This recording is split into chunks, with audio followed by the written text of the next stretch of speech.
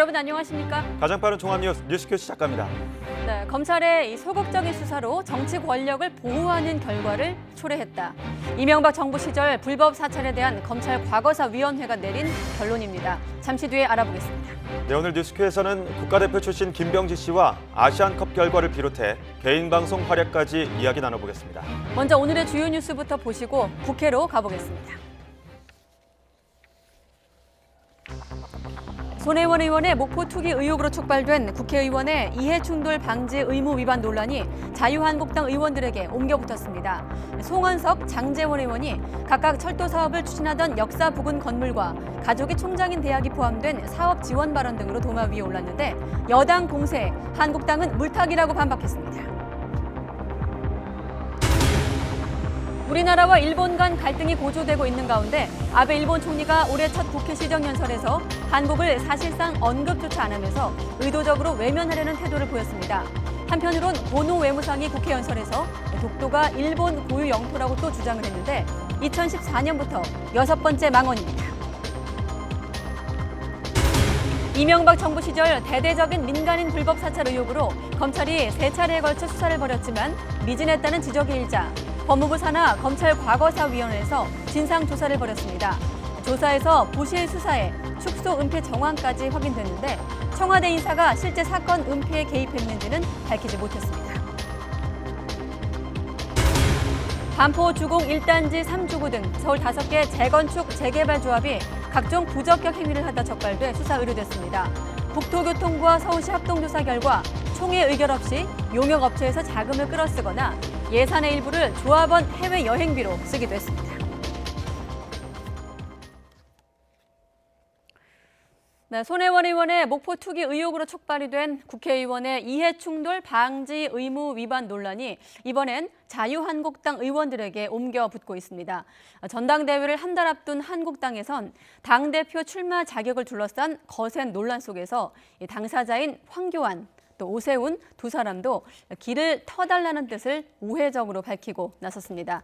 당 선거관리위원회는 출마 자격이 있다고 잠정 결론 지은 것으로 YTN 취재 결과 확인됐습니다. 국회로 바로 가보겠습니다. 우철희 기자. 네, 국회입니다. 네, 이해충돌 방지 의무 위반 논란. 뉴스 시간에 거듭해서 이제 개념 설명이 있었는데 자유한국당 얘기는 어떤 건가요? 네, 송원석 의원과 장제원 의원에 대한 겁니다. 경북 김천 지역구인 송원석 의원, 김천역 인근의 지상 4층 규모의 건물을 공동 소유하고 있는 것으로 확인됐습니다. 그런데 기획재정부 차관 시절 그리고 국회의원 재직 중이던 지난해 국회 예산결산특별위원회에서 김천역 주변을 지나는 철도 사업에 힘을 써서 이익을 도모하려 했던 것 아니냐는 의혹입니다. 또 지난해 예결특위 간사였던 장제원 의원은 친형이 총장으로 있는 동서대가 포함된 역량 강화 대학 사업에 대해 지원을 늘리라는 발언을 했던 것으로 파악돼 논란이 일고 있습니다. 즉 두 의원 모두 국회의원으로서 자신의 재산상 이해 때문에 공정한 직무 수행에 지장을 초래하거나 개인적 이익을 추구해서는 안 된다는 이해충돌 방지 의무를 어긴 것 아니냐는 겁니다. 이에 대해 한국당 나경원 원내대표는 이해충돌이 아니라면서 정부와 여당의 물타기라고 반박했습니다. 범죄 행위와도 다름없는 손혜원 의원의 투기 의혹을 두둔하고 묻으려 한다면서도 당 차원에서 사실관계는 조사해보겠다고 언급했습니다. 더불어민주당에서는 전수조사까지 꺼내들고 나섰습니다. 표창원 의원은 SNS를 통해 이 기회에 모든 국회의원과 친인척 재산, 상임위 발언 등 의정활동의 전수조사를 요청했습니다. 박광온 최고위원도 국민의 요구라면서 송원석, 장제원 두 의원이 합당한 설명을 해야 한다고 주장했습니다. 그렇군요. 자, 그리고 한국당 이 전당대회를 한 달 앞두고 출마 자격 둘러싼 당내 잡음이 공개적으로 나오고 있는 상황인데 당 선관위가 황교안, 오세훈 이 두 사람의 출마 자격이 있는 것으로 잠정 결론이 나왔다면서요? 네, 그렇습니다. 황교안 전 국무총리와 오세훈 전 서울시장이 전당대회 당대표 출마 자격이 있다는 잠정 결론을 당 선거관리위원회가 내린 것으로 YTN 취재 결과 확인됐습니다. 당 선관위원장인 박관용 전 국회의장은 YTN과의 통화에서 예비 검토를 마쳤다며 내일 오전 10시에 열리는 선관위 정식 회의에서 확정한다고 밝혔습니다. 지난 2017년 대선 예비 경선 당시 경선 기탁금과 입당 원서 등을 제출해서 책임당원 자격을 받은 김진 전 중앙일보 논설위원의 사례를 들어서 두 사람도 피선거권이 있다고 강조했습니다. 당사자인 황교안 전 총리와 오세훈 전 시장도 입장을 밝혔습니다. 황교안 전 총리는 당 비상대책위원회가 국민의 뜻을 잘 이해해서 결정할 것으로 생각한다고 말했습니다. 오세훈 전 시장도 황교안 전 총리와 공정하고 정정당당한 경쟁을 할 수 있었으면 좋겠다고 밝혔습니다. 두 사람 모두 출마할 수 있도록 길을 터달라고 지도부를 우회적으로 압박한 셈입니다. 앞서 오늘 아침 비상대책위원회의 석상에서는 비대위 외부위원과 현역 의원들 사이에 공개 설전이 벌어져서 제지하는 일까지 있었습니다.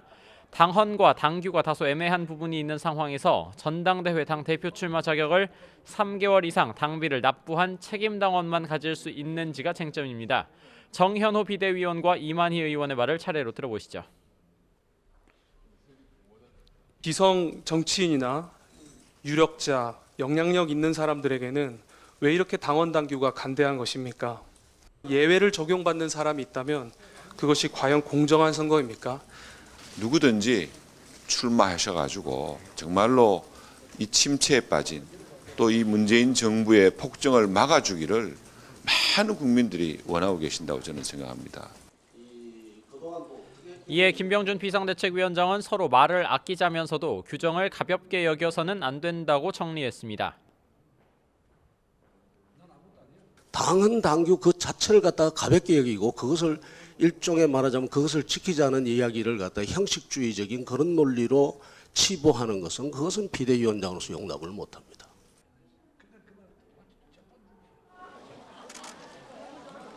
다른 당권 주자들과 당내 의원들 사이에도 출마 자격을 둘러싼 입장이 엇갈리고 있는 가운데 내일 한국당 선관위 회의가 논란의 종지부가 될 수 있을지 주목됩니다. 지금까지 국회에서 YTN 우철입니다. 네, 방금 우철희 기자가 전한 대로 이 자격 논란 등 당내에선 잡음도 나오고 있지만 이 전당대회 효과를 등에 업으면서 자유한국당 지지율은 2년여 만에 최고치를 기록했습니다. 다만 대한정당으로 존재감이 부족해서 30% 선을 넘기는 쉽지 않을 거란 분석도 있습니다. 권준기 기자입니다. 더불어민주당 지지율이 2주 연속 떨어진 반면 자유한국당은 2주 연속으로 오르며 국정농단 사태가 본격화한 2016년 10월 이후 가장 높은 지지율을 기록했습니다. 지난해 9월 남북정상회담 직후 최저치를 기록했을 때와 비교하면 10%포인트 가까이 오른 수치입니다. 민주당은 같은 기간 7%포인트 넘게 빠졌습니다.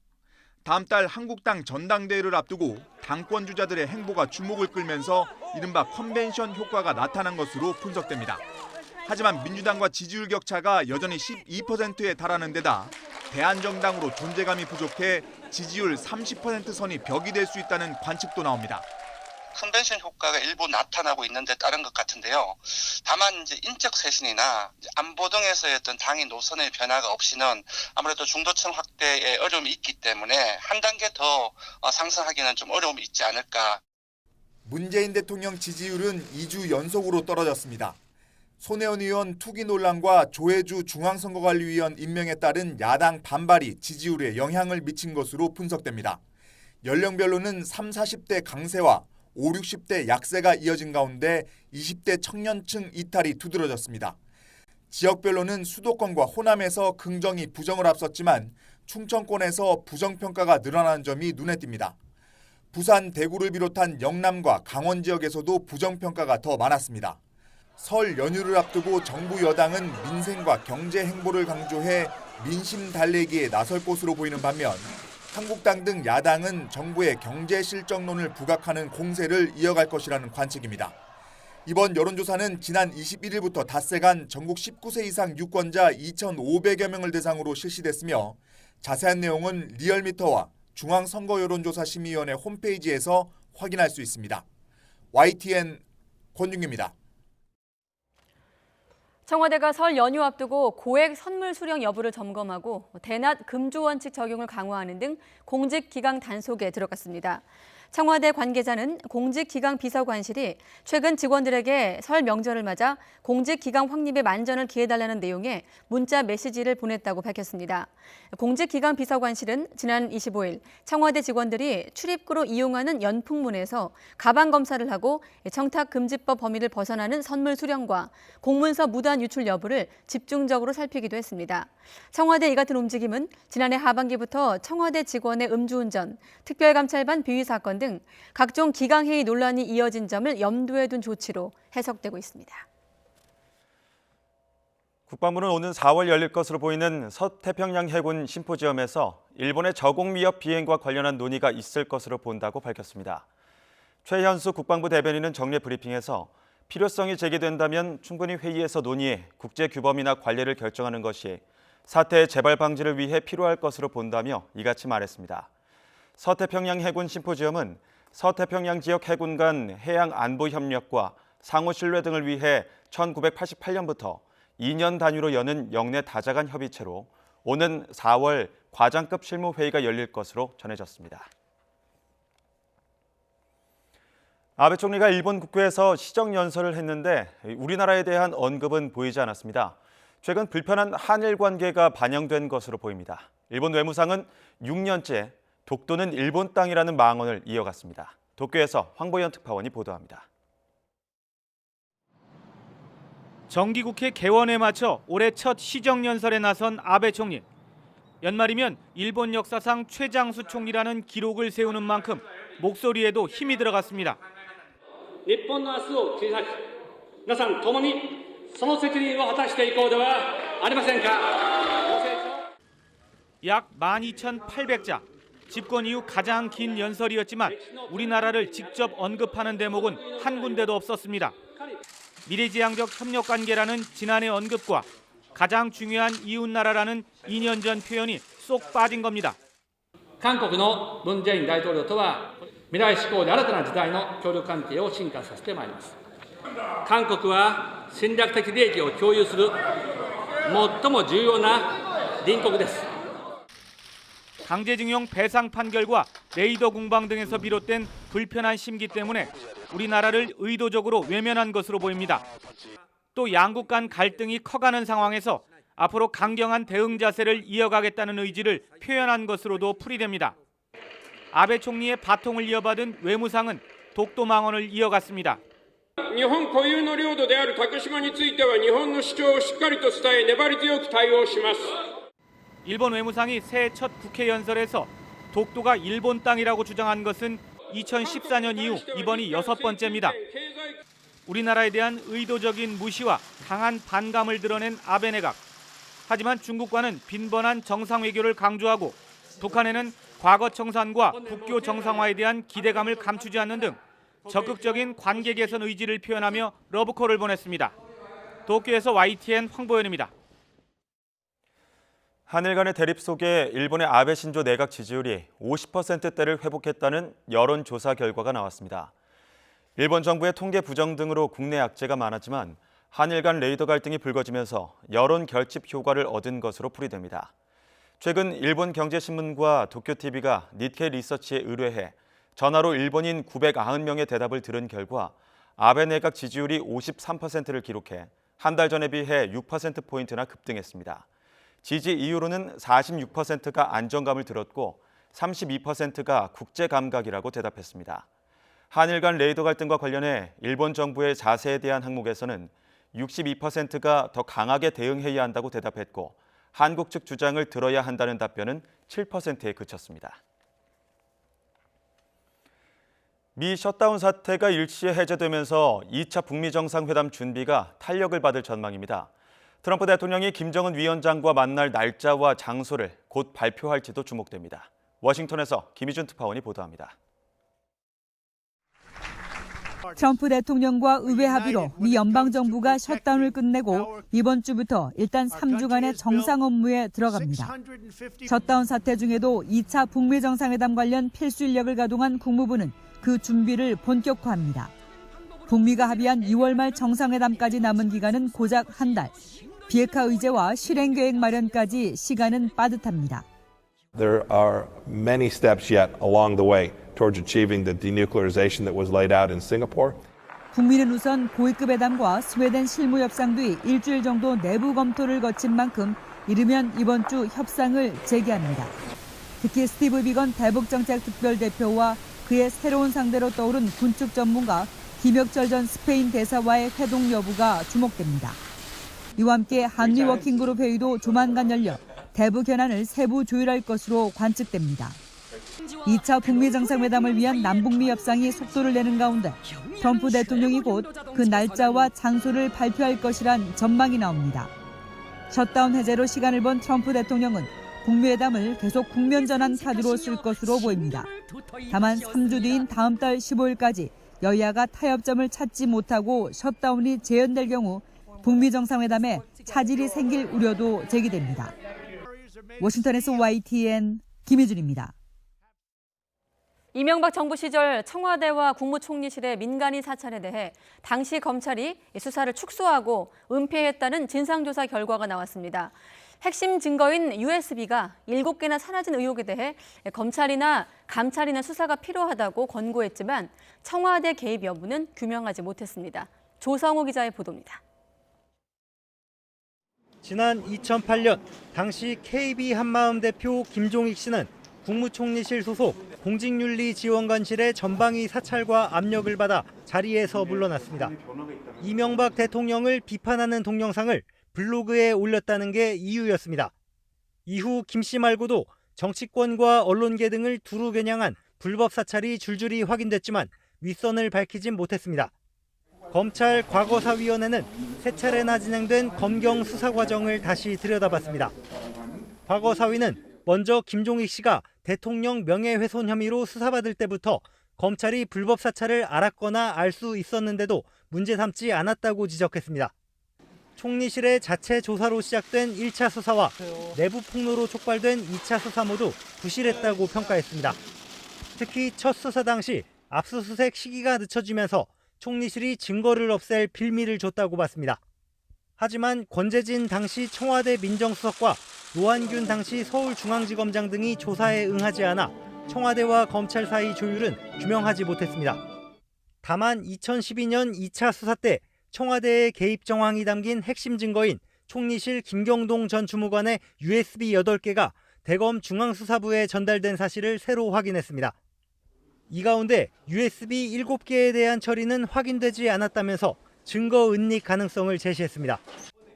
과거사위는 이 때문에 당시 중수부의 행위가 수사 방해에 해당할 수 있다면서 감찰이나 수사를 권고했습니다. 이에 대해 최재경 당시 중수부장은 입장문을 통해 당시 USB를 수사팀에 인계했다며 과거사위 결론은 사실이 아니라고 강력히 부인했습니다. 과거사위는 정치 권력에 대한 수사 은폐를 막기 위해서 검찰을 견제할 공수처 설치 등이 필요하다고 권고했습니다. 검찰의 고위 간부뿐만 아니라 이명박 정부의 청와대에서 누가 지시를 했는지 어떤 부당한 영향력을 행사했는지를 낱낱이 밝혀야 된다고 생각합니다. 무엇보다도 불법 사찰에 대한 국가 책임과 피해자들의 명예회복, 검찰의 사과를 권고하지도 않았다는 점에서 과거사 진상조사도 반쪽짜리에 머물렀다는 지적은 불가피해 보입니다. YTN 조성호입니다. 현재 검사가 음주운전을 하다가 사고를 내 입건됐습니다. 서울고등검찰청 소속 53살 김모 검사는 어제 오후 5시 54분쯤 서초동에 있는 자신의 아파트 주차장에서 술에 취해 주차를 하다가 다른 차를 긁고 지나간 혐의를 받고 있습니다. 피해 차량 운전자의 항의를 무시하고 집으로 들어간 김 검사는 신고를 받고 출동한 경찰의 음주 측정 요구도 거부하다 현행범으로 체포됐으며 경찰서에서 음주운전 사실을 시인했습니다. 측정 결과 김 검사의 혈중 알코올 농도 면허 취소 수준인 0.264%였습니다. 차 안에서 여성 승객을 성추행한 혐의로 붙잡힌 30대 카풀 애플리케이션 운전자가 검찰에 송치됐습니다. 38살 김모 씨는 지난해 11월 인천시 부평구 한 도로에서 승객 A씨의 신체를 만지고 강제로 입을 맞춘 혐의를 받고 있습니다. 이 카풀 앱은 면허증과 자동차 등록증 등을 제출하면 운전자 등록이 가능하고 범죄 경력 조회도 이루어지지 않는 것으로 확인됐습니다. 피해 승객은 앱과 시스템 자체의 안전성이 의심스럽다면서 엄벌을 촉구하는 청와대 청원을 올리기도 했습니다. 네, 민주노총이 오늘 대의원 대회를 열고 사회적 대화기구 경제사회노동위원회 참여 여부를 결정할 계획입니다. 집행부는 민주노총이 사회 개혁을 주도해야 한다면서 조금 뒤에 관련 안건에 찬반을 물을 예정인데 취재기자 연결해서 지금 상황 들어보겠습니다. 한영규 기자. 네, 한영규입니다. 네, 그럼 민주노총 대의원 대회 여전히 진행 중인 겁니까? 네, 그렇습니다. 민주노총은 오후 2시부터 정기 대의원 대회 사전 행사를 시작했고 오후 3시 반부터는 본회의가 열렸습니다. 지금은 잠시 정회 중입니다. 민주노총의 전체 대의원은 1270명인데 1000명 가까이 참석해 의결 정족수 636명을 훨씬 넘겼습니다.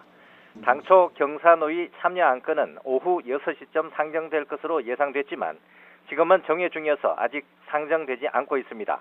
경사노위 참여 안건은 과반수 참석에 과반수 찬성으로 의결하게 됩니다.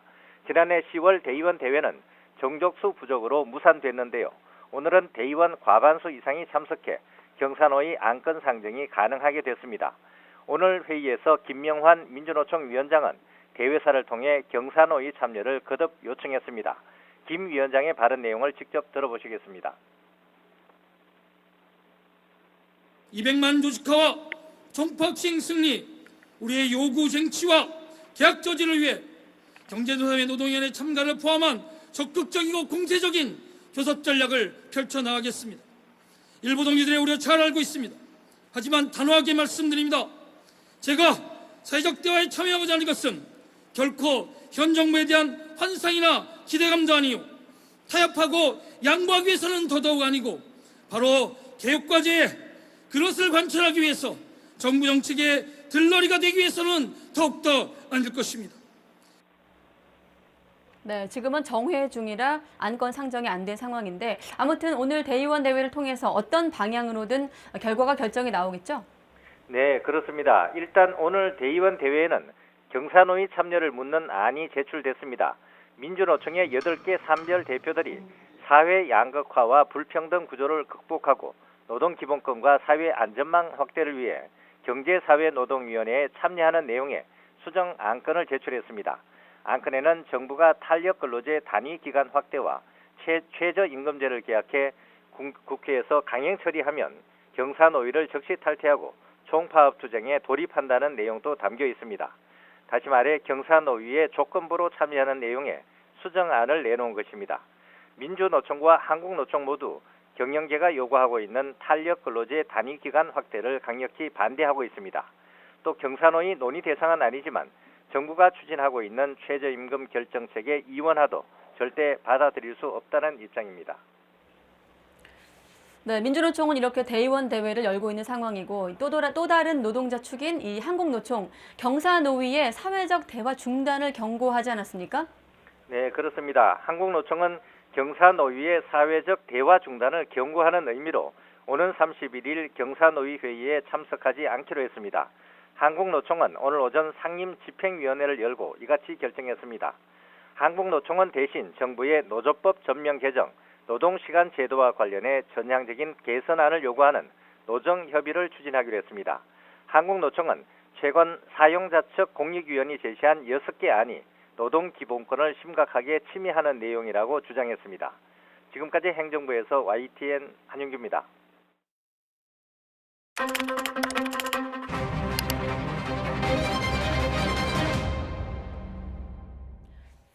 네, 들으신 대로 이 민주노총의 대의원 대회 안건 경제사회노동위원회 참여 여부입니다. 뉴스 TMI 오늘은 경제사회노동위원회 경사노위로 정했습니다. 자, 박석원 앵커. 네. 경사노위에 대해서 한번 정리해 볼까요? 네, 일단 기능을 좀 더 설명을 드리자면 근로자, 사용자 등 경제사회 주체와 정부가 모여 고용노동정책은 물론 관련 경제사회 정책을 협의하고 대통령에게 관련 정책을 자문하는 대통령 직속 자문위원회입니다. 첫 시작은 20여 년 전인 IMF 위기 시절로 거슬러 올라갑니다. 1998년 1월 당시 김대중 대통령 당선인은 양대 노총인 한국노총과 민주노총의 지도부와 간담회를 거쳐 IMF를 극복하기 위한 노사정위원회를 발족합니다. 이후 2008년 세계 금융위기를 극복하기 위해 노사민정 합의문을 채택하는 등 눈에 띄는 활동을 보이기도 했지만 이후 통상임금 범위, 노동시장 구조 개선, 일자리 창출 등 여러 논의를 거치면서 노동계의 반발과 불참이 계속됐습니다. 문재인 대통령은 취임 후 노동존중 사회 실현을 위한 한국형 사회적 대화기구를 설치할 것이라고 선언하는데요. 이에 따라 2018년 1월 노사정이 다시 모여 노사정 대표회의 체제를 갖추고 여성과 청년, 비정규직, 중견 중소기업, 소상공인 등이 참여 주체를 확대한 경제사회노동위원회법을 통과시킵니다. 그리고 2018년 11월 경사노위, 경제사회노동위원회가 공식 출범하죠. 하지만 최저임금 산입 범위 확대에 반발한 민주노총이 불참을 선언하면서 지금까지 온전한 논의가 이루어지지 않고 있습니다. 민주노총의 경사노위 참석에 지난해 10월 민주노총 대의원 대회에선 정족수 부족으로 안건 상정도 못했는데요. 하지만 오늘은 과반수가 참석했고 안건이 상정돼 표결이 이루어지면 결과가 곧 나올 것으로 예상됩니다.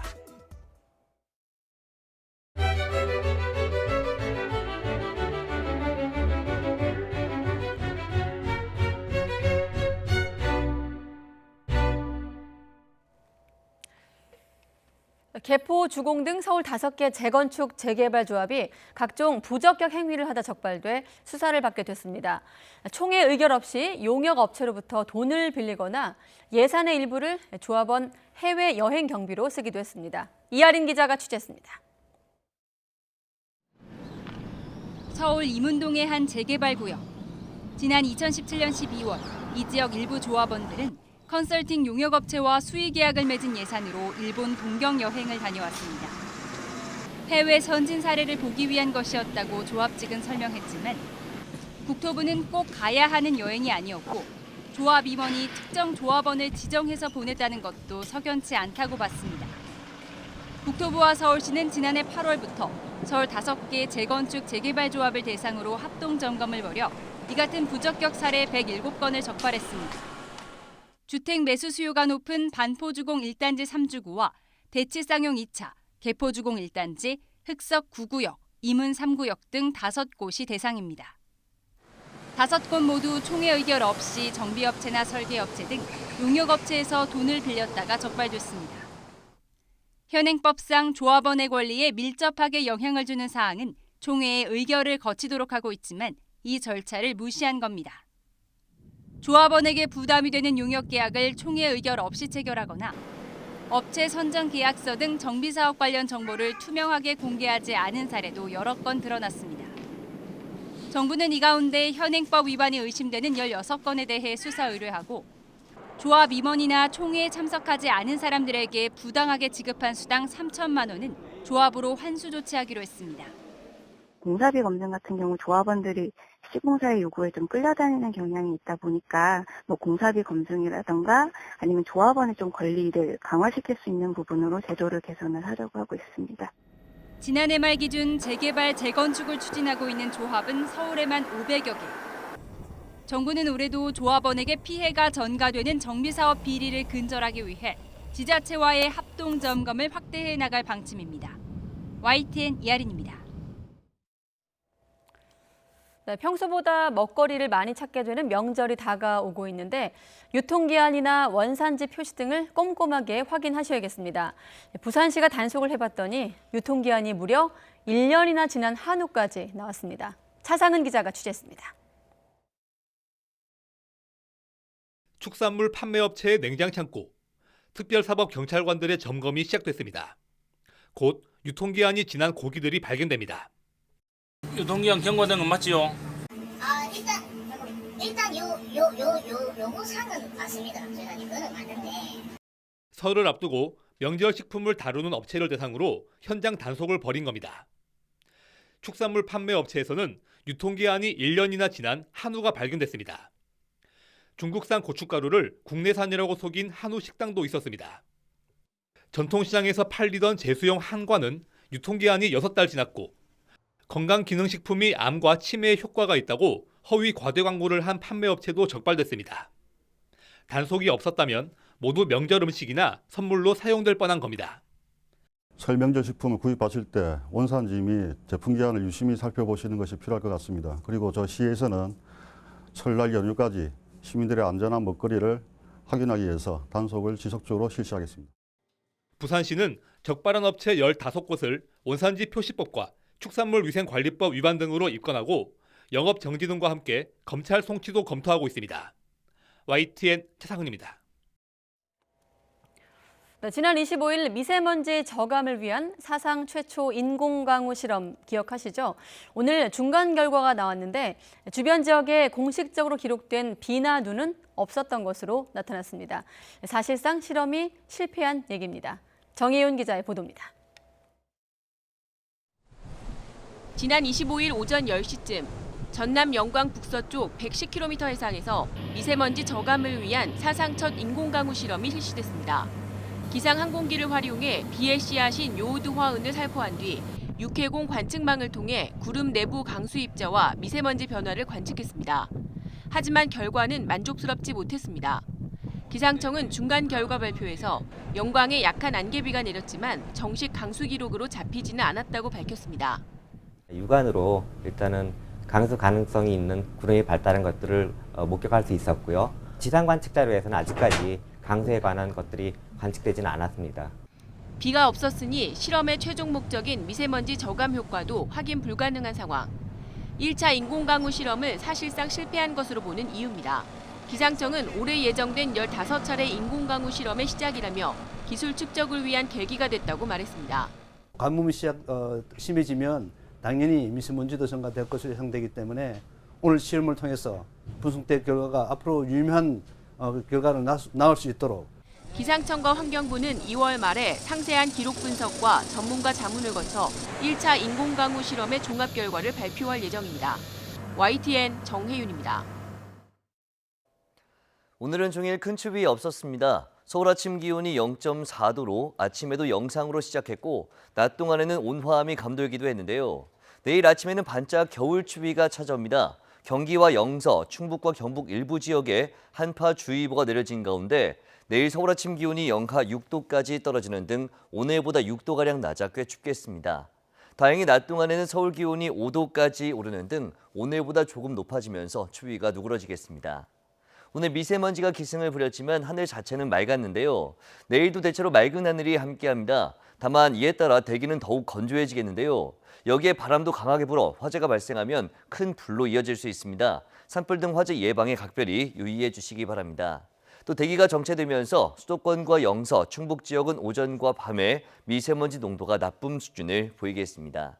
내일 아침 기온 오늘보다 3도에서 10도가량 낮겠습니다. 서울 영하 6도, 춘천 영하 11도, 대전 영하 8도, 부산 영하 1도로 예상됩니다. 낮 기온은 오늘과 비슷하거나 조금 높겠습니다. 서울 5도, 대전 7도, 광주 10도, 부산도 10도로 예상됩니다. 수요일 밤 남부지방을 시작으로 목요일에는 전국에 눈이나 비가 내리겠습니다. 이 눈비가 지난 뒤 금요일에는 반짝 추워질 것으로 전망됩니다. 지금까지 날씨 정보였습니다. 네, 잠시 뒤 과학기술정보통신부 유영민 장관과 함께 올해 과학계 화두를 중심으로 이야기 나눠보겠습니다. 7시에 뵙겠습니다.